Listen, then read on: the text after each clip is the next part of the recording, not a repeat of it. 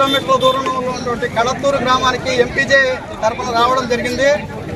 ఇక్కడ గత 3 రోజులుగా ఈ వర్షపు నీరు ఆ చెరువు దిగిపోవడం వల్ల, రాయి చెరువు దిగిపోవడం వల్ల గ్రామంలో 800 కుటుంబాలు ఉన్నాయి.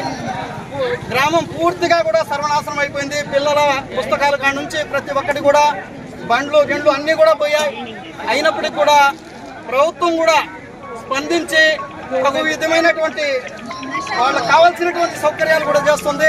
అదేవిధంగా ఎస్ఐఫై కానివ్వండి, తమిళనాడు నుంచి అంతా వాలంటీర్స్ కానివ్వండి, మా ఎంపీజే బృందం కానివ్వండి, ప్రతి ఒక్కరు కూడా ఇక్కడికి రావడం జరిగింది.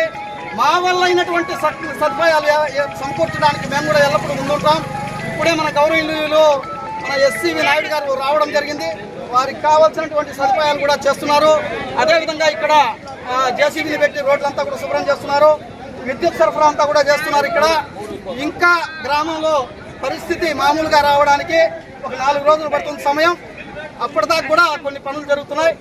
ఇచ్చేసిన ప్రతి ఒక్కరికి కూడా ఇక్కడ సహాయ సహకారాలు అందిస్తున్నటువంటి ప్రతి ఒక్కరికి కూడా, అదేవిధంగా ప్రభుత్వం తరఫున మందులు కానివ్వండి, నీటి సరఫరా కానివ్వండి, అందరూ కూడా సహకరిస్తున్నారు.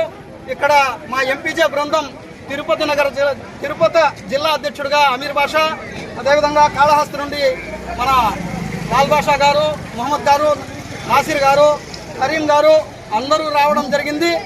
ఇక మీదట ఏదైనా కూడా కార్యక్రమాలు సజావుగా జరగడానికి మా బృందం అంతా కూడా వస్తుంది. ఇక్కడ మా సహకారాలు అందిస్తామని ఈ సందర్భంగా తెలియజేస్తున్నాం.